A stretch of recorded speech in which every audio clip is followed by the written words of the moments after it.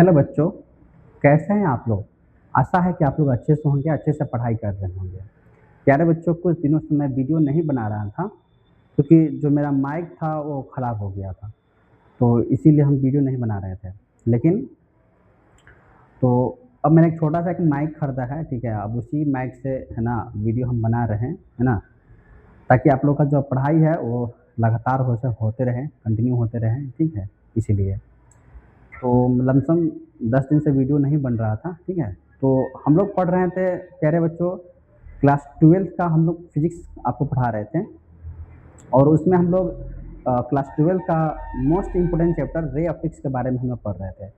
तो मैंने पढ़ाया था आपको कि समतल दर्पण के बारे में पढ़ा दिया था, ठीक है। अवतल दर्पण के बारे में मैंने पढ़ा दिया था, और उत्तल दर्पण के बारे में मैंने पढ़ा दिया था। आज हम लोग उसके है ना समतल दर्पण, अवतल दर्पण और उत्तल दर्पण के बीच क्या अंतर है, इसके बारे में आज हम लोग पढ़ेंगे, ठीक है। तो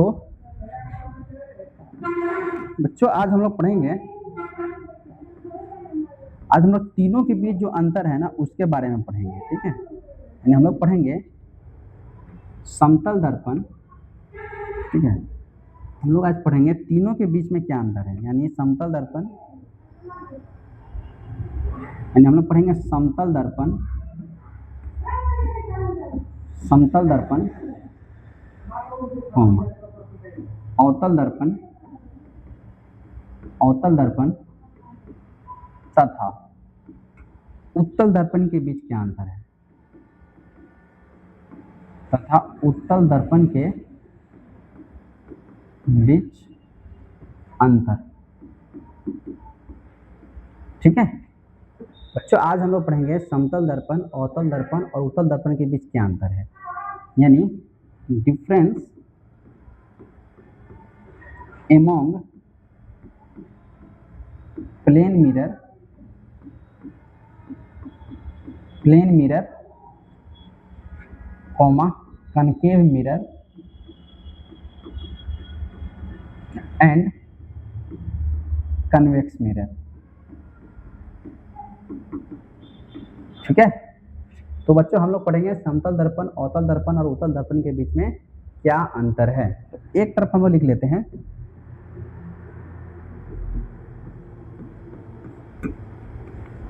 एक तरफ लिख लेते हैं समतल दर्पण, एक तरफ लिख लेते हैं समतल दर्पण, एक तरफ लिख लेते हैं अवतल दर्पण,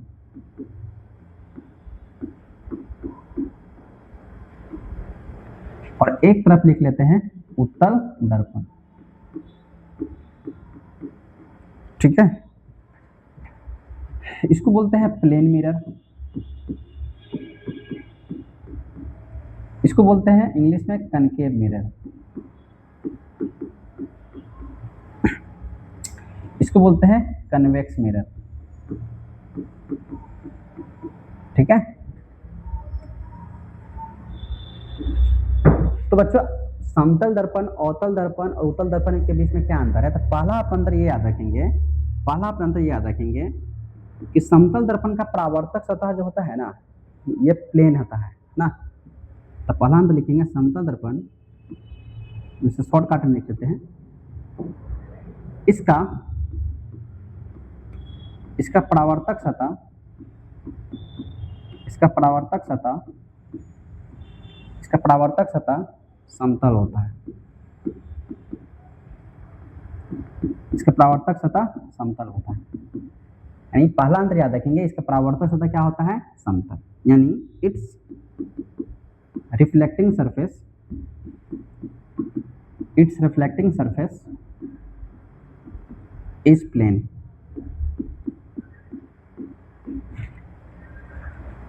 इसका परावर्तक सतह,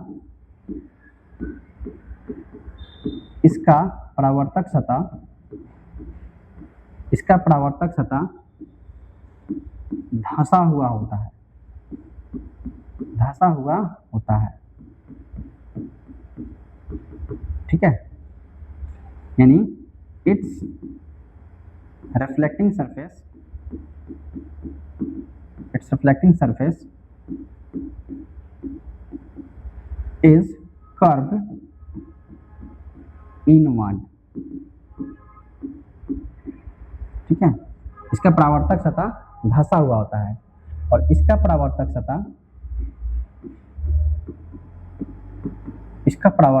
सतह उभरा हुआ होता है, उभरा हुआ होता है, उभरा हुआ होता है। its reflecting surface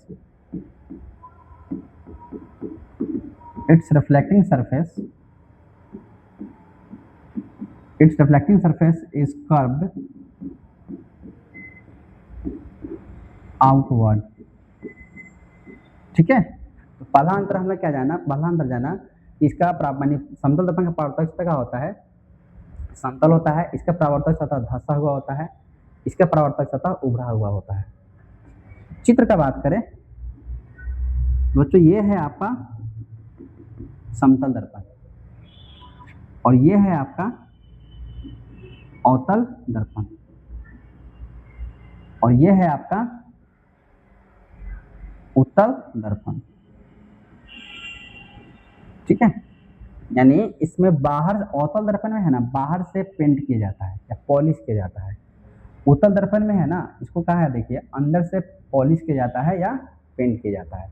तो पहला अंतर ये याद रखेंगे। दूसरा अंतर का बात करें,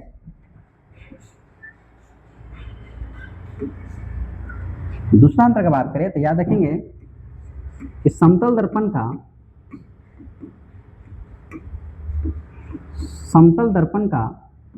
फोकस दूरी अनंत होता है। ठीक है। यानी focal length of plane mirror is infinity. यानी f का मान क्या होगा, इंफिनिटी। और अवतल दर्पण का बात करें तो अवतल दर्पण का फोकस दूरी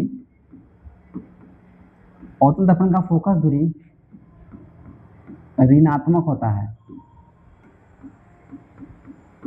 अवतल दर्पण का फोकस दूरी ऋणात्मक होता है। यानी focal length of concave mirror is negative. यानी इसका फोकल लेंथ क्या होता है, नेगेटिव होता है। इसका अनंत होता है, इसका फोकल लेंथ क्या होता है, नेगेटिव होता है। इसमें बात करें तो उत्तल दर्पण का फोकस दूरी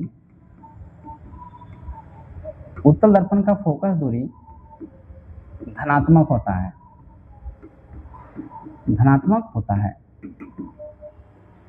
यानी फोकल लेंथ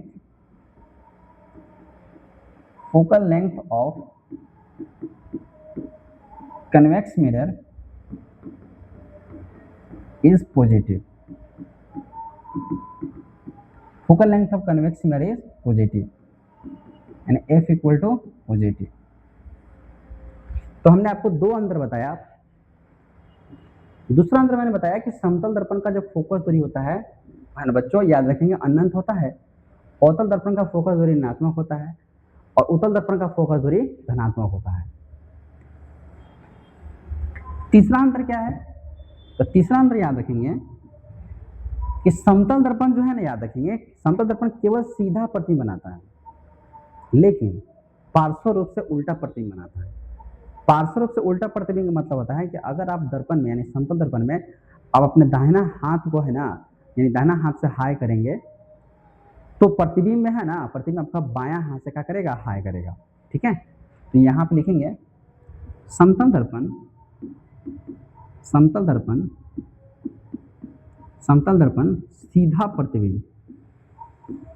सीधा प्रतिबिंब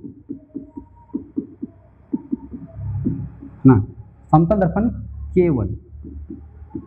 केवल सीधा प्रतिबिंब बनाता है। यानी ये उल्टा प्रतिबिंब बनाता है। यानी आप बोलना चाहते हैं कि उल्टा, तो ये पार्श्व रूप से उल्टा प्रतिबिंब बनाता है। समतल दर्पण केवल सीधा प्रतिबिंब बनाता है, परंतु पार्श्व रूप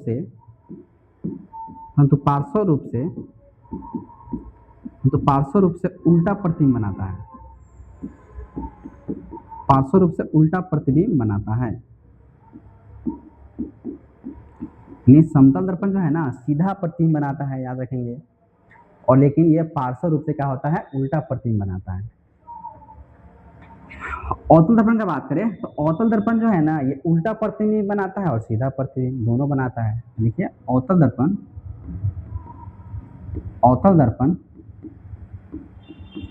उल्टा एवं सीधा, अवतल दर्पण उल्टा एवं सीधा दोनों तरह का प्रतिबिंब बनाता है, दोनों तरह का प्रतिबिंब बनाता है, दोनों तरह का प्रतिबिंब बनाता है। ठीक है, लेकिन उत्तल दर्पण याद रखेंगे, उत्तल दर्पण केवल सीधा प्रतिबिंब बनाता है। उत्तल दर्पण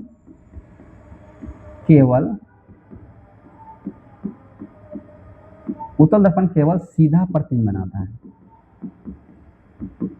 केवल सीधा प्रतिबिंब बनाता है। ठीक है, यानी आप लिख लीजिए यहाँ पे कन्वेक्स मिरर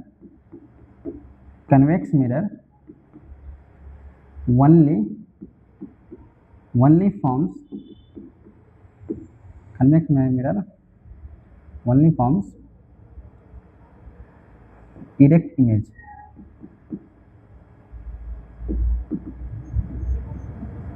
ठीक, concave mirror only forms erect image।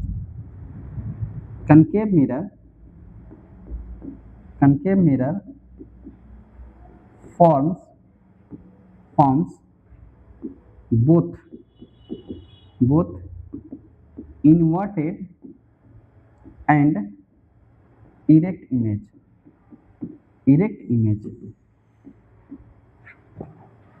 और plane mirror forms only erect image, but lateral inverted image। ठीक है, समतल दर्पण पार्श्व रूप से उल्टा प्रतिबिंब बनाता है। समतल दर्पण सीधा प्रतिबिंब बनाता है, लेकिन पार्श्व रूप से उल्टा प्रतिबिंब बनाता है। ये तीसरा अंतर था। चौथा अंतर का बात करें हम लोग, चौथा अंतर क्या है,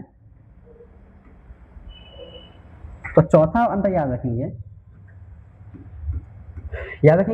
समतल दर्पण जो होता है ना बच्चों, समतल दर्पण जो है, चौथा अंतर आप ये याद रखेंगे कि है ना,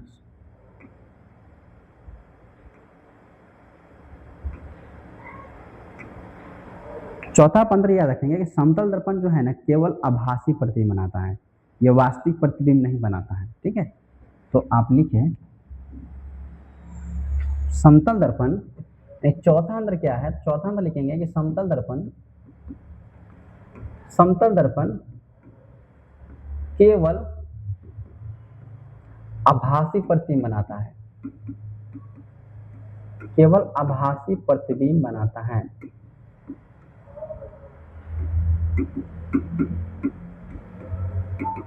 ठीक है, यानी प्लेन मिरर, ठीक है, plane mirror only forms virtual image. ठीक है, लेकिन अवतल दर्पण जो है ना ये वास्तविक प्रतिबिंब भी बनाता है और आभासी प्रतिबिंब भी बनाता है। तो लिख लीजिए अवतल दर्पण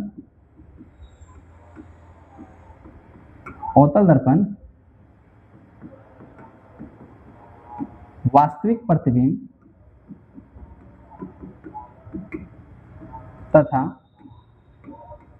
आभासी प्रतिबिंब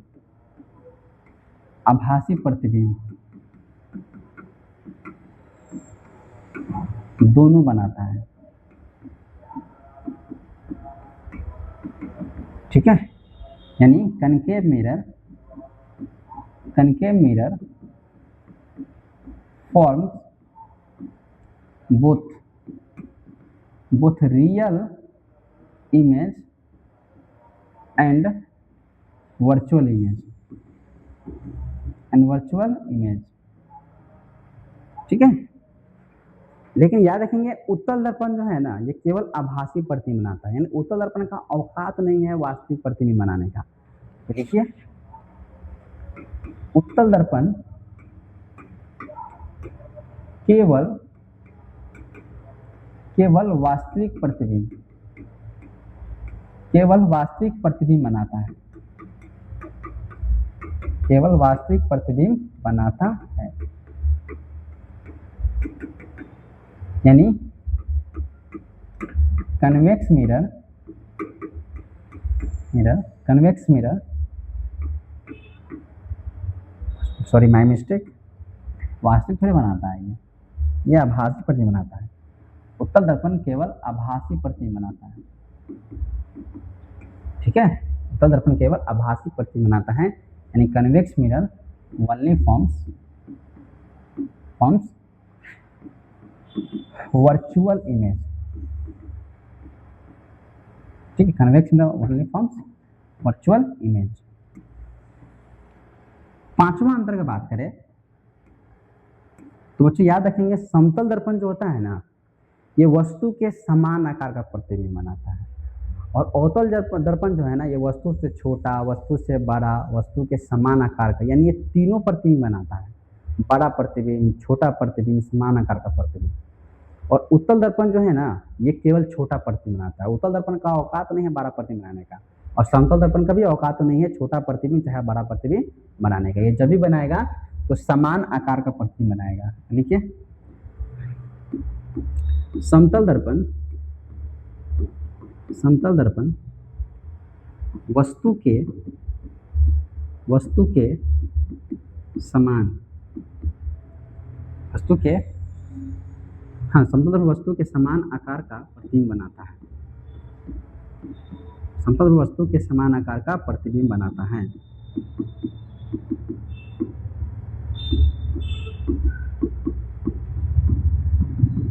यानी plane mirror forms same size of object, next, अवतल दर्पण वस्तु से छोटा,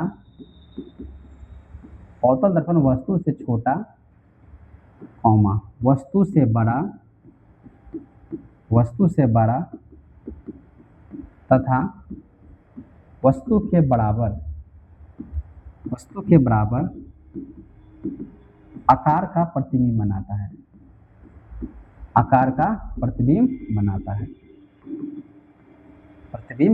यानी अवतल दर्पण एक ऐसा दर्पण है जो वस्तु से छोटा, वस्तु से बड़ा तथा वस्तु के बराबर आकार का प्रतिबिंब बनाता है।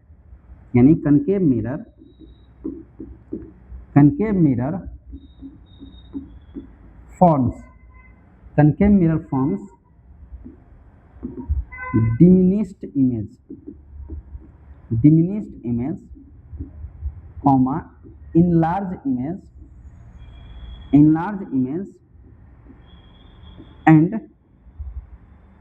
and equal image, इक्वल या सेम साइज बोल सकते हो, same size of object, equal image same size of object, ठीक है। लेकिन याद रखेंगे उत्तल दर्पण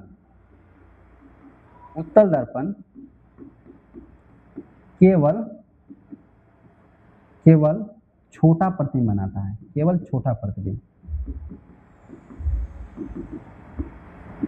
उत्तल दर्पण केवल छोटा प्रतिबिंब बनाता है। Convex mirror only forms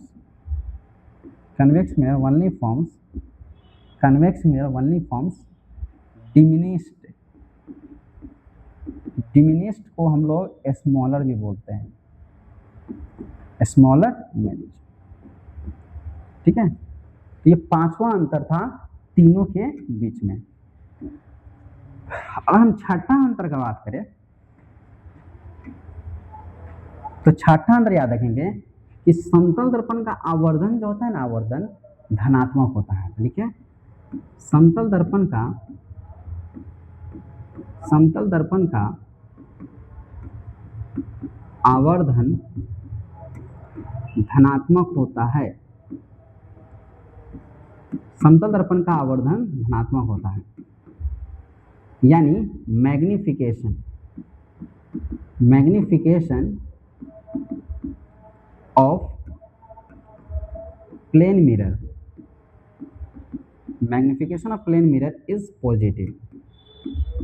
magnification of plane mirror is positive, यानी m का मान यहाँ कितना होगा, पॉजिटिव। यहाँ पे याद रखेंगे अवतल दर्पण, याद रखेंगे अवतल दर्पण का आवर्धन जो होता है ना, धनात्मक भी होता है और ऋणात्मक भी होता है, दोनों होता है। देखिए, अवतल दर्पण का आवर्धन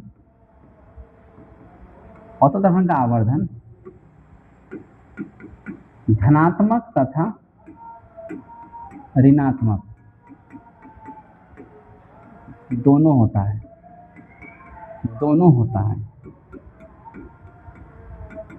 ठीक है। यानी मैग्निफिकेशन ऑफ concave mirror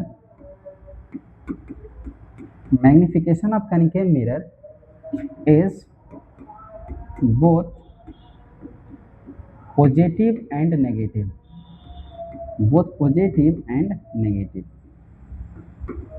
यानी इसमें m का मान प्लस और माइनस दोनों होता है।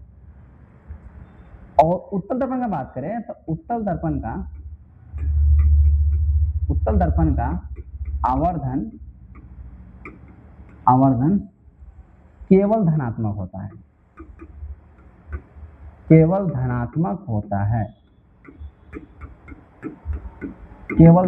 होता है, यानी मैग्निफिकेशन ऑफ कन्वेक्स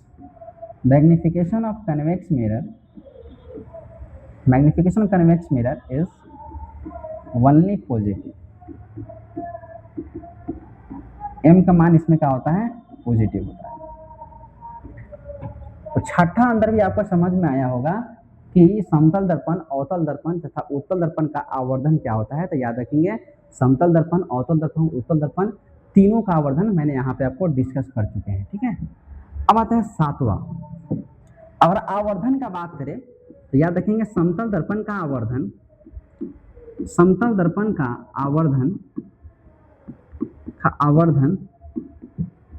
एक के बराबर होता है। समतल दर्पण का आवर्धन एक के बराबर होता है,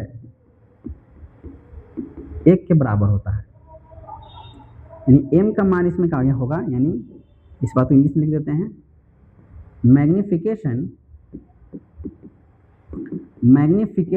of plane mirror is equal to 1, यानी इसमें m का मान क्या होता है, एक के बराबर होता है। यहाँ याद रखेंगे कि अवतल दर्पण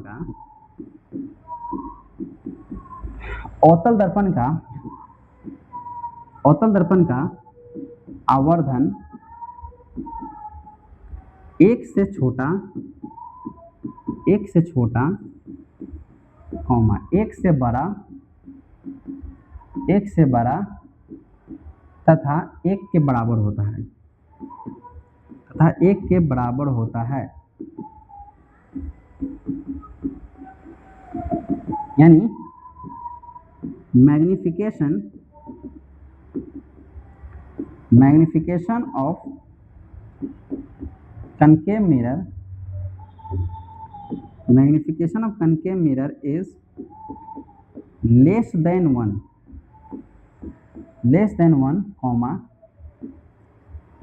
greater than 1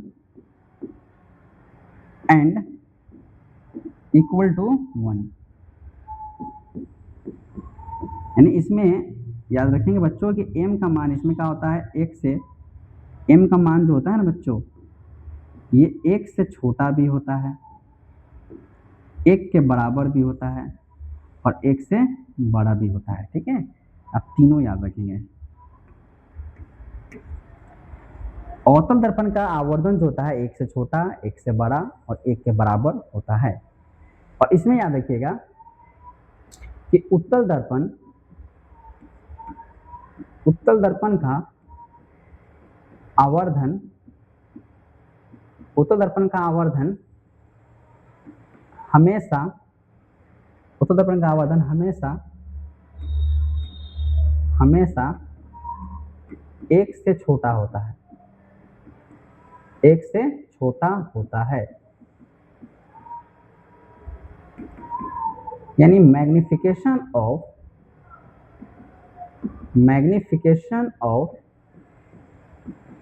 convex mirror, magnification of convex mirror is always less than 1, always less than 1,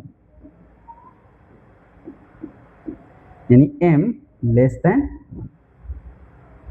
ठीक है, एक और अंतर का बात कर लेते हैं। ठीक है, एक और अंतर का हम बात करें तो याद रखेंगे समतल दर्पण का उपयोग का बात करें कि समतल दर्पण का उपयोग कहाँ होता है, यानी यूज का बात करें तो समतल दर्पण का हम दो उपयोग का बात करें तो समतल दर्पण का पहला उपयोग याद रखेंगे कैलिडोस्कोप। इसका इस्तेमाल कहाँ होता है तो कैलिडोस्कोप में होता है, कैलिडोस्कोप, कैलिडोस्कोप। दूसरा आप इस्तेमाल याद रखेंगे कि समतल दर्पण का दूसरा उपयोग कहाँ पर होता है तो दूसरा उपयोग आप याद रखेंगे पेरिस्कोप। बाकी सब हम आपको उपयोग इसका लिखवा चुके हैं, आप वहाँ पे इसको देख सकते हैं, है ना। मैंने वीडियो बनाया है उसमें आप देख सकते हैं कि समतल दर्पण का उपयोग कहाँ कहाँ करते हैं। तो फिलहाल मैं आपको यहाँ पे दो अंतर में लिख देता हूँ। यहाँ अगर उपयोग का बात करें, यहाँ पे अगर हम उपयोग का बात करें कि अवतल दर्पण का उपयोग कहाँ पे किया जाता है तो पहले तो याद रखेंगे हजामत है ना बनाने में, या हजामत दर्पण के रूप में भी किया जाता है, हजामत दर्पण के रूप में, हजामत दर्पण के रूप में या हजामत बनाने में। अंग्रेजी में याद रखेंगे इन सेविंग मिरर में। ठीक है, और दूसरा याद रखें, ठीक है, तो दंत चिकित्सक में याद रख सकते हैं, दंत चिकित्सक में। ठीक है, या टॉर्च लिए याद रख सकते हैं, बहुत सारा इस्तेमाल मैंने लिखवाया होगा, दंत चिकित्सक लिख सकते हैं। ठीक है, ये है। दूसरा या गाड़ियों के साइड में लिख लीजिए। दूसरा याद रखिए गाड़ियों के हेडलाइट में, गाड़ियों के हेडलाइट में। ठीक है, हेडलाइट, गाड़ियों के हेडलाइट में यानी हेडलाइट ऑफ कार। ठीक है, तो अवतल दर्पण का उपयोग भी मैंने आपको लिखवाया होगा, आप वहाँ से वीडियो आप देख सकते हैं, वीडियो है ना प्ले लिस्ट में डाला गया है, आप वहाँ से देख लीजिएगा। ठीक है, यहाँ अगर उपयोग का बात करें कि है ना उत्तल दर्पण का उपयोग कहाँ पे किया जाता है तो पहला आप याद रखेंगे गाड़ियों के साइड मिरर में ना, गाड़ियों के साइड मिरर में, गाड़ियों के साइड मिरर में। ठीक है, यानी साइड मिरर ऑफ कार या व्हीकल, गाड़ियों के साइड मिरर में या में याद रखेंगे उत्तल दर्पण का उपयोग किया जाता है। दूसरा अंदर याद रखेंगे इसके इस्तेमाल का होता है तो याद रखेंगे पक्ष दृश्य में, गाड़ियों के पक्ष दृश्य में,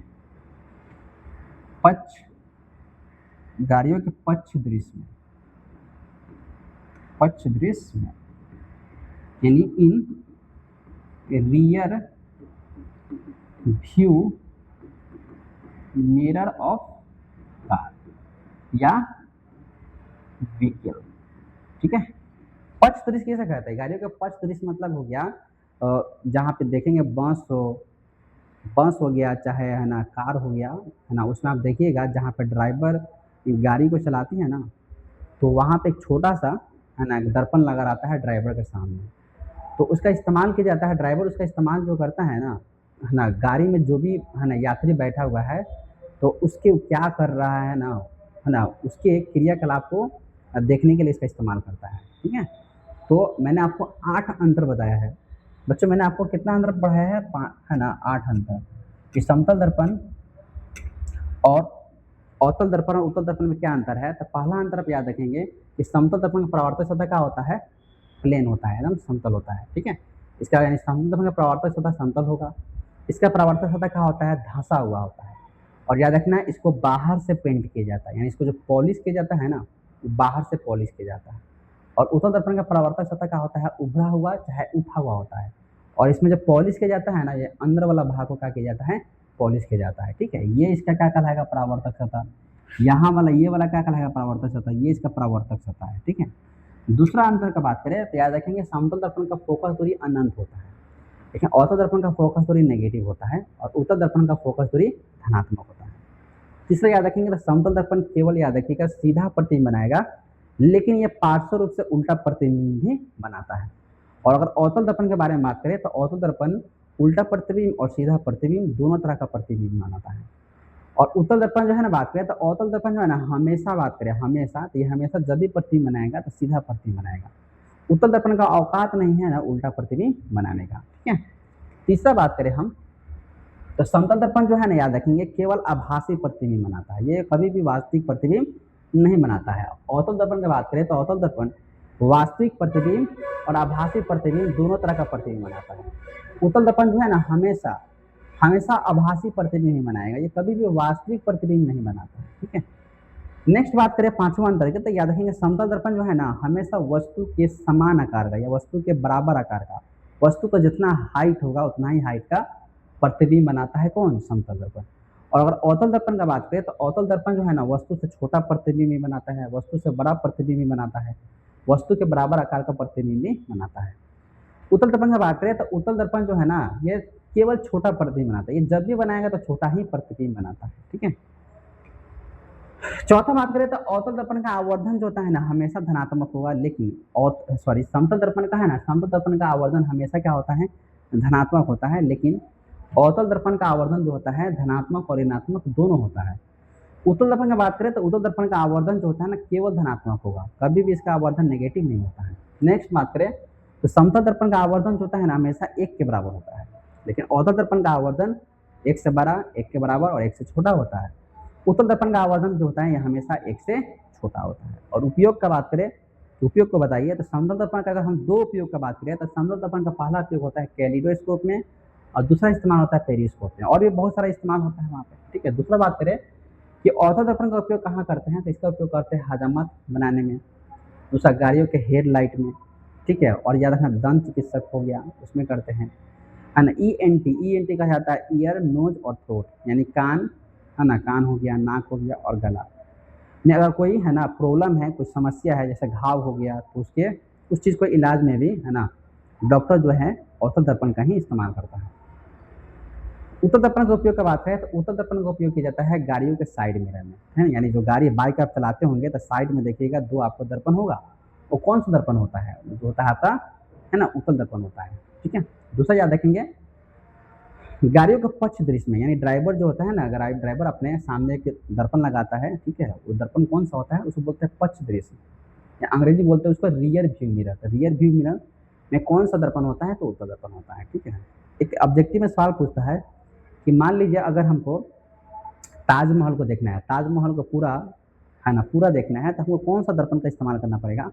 आपको पता होना चाहिए ताजमहल जो बिल्डिंग है ना, जो इमारत है वो बहुत बड़ा है, और अगर आप उसको देखना चाहते हैं ना तो उसके लिए क्या करना पड़ेगा? आपको उत्तल दर्पण का इस्तेमाल करना पड़ेगा, क्योंकि उत्तल दर्पण जो है ना बड़ा से बड़ा वस्तु का प्रतिबिंब का बनाता है, छोटा बनाता है। ठीक है? और वही अगर बात करें कि अगर हमको मान लीजिए किसी वस्तु का है ना बड़ा प्रतिबिंब देखना है और हमको किसी भी वस्तु का अगर बड़ा प्रतिबिंब देखना है तो वहाँ पे आप किस दर्पण का इस्तेमाल करेंगे? तो अवतल दर्पण का। किसी भी वस्तु का किसी भी चीज़ का अगर आपको छोटा प्रतिबिंब देखना है, तो हमेशा आप लोग उत्तल दर्पण का ही इस्तेमाल करिएगा, ठीक है? तो प्यारे बच्चों, आज से क्लास हम इतना ही रखेंगे, क्योंकि ये मैं जो वीडियो रिकॉर्ड किया हूँ, ये मोबाइल से रिकॉर्ड किया हूँ, तो आप लोग फीडबैक दीजिएगा कि आपको वीडियो कैसा लगा, है ना?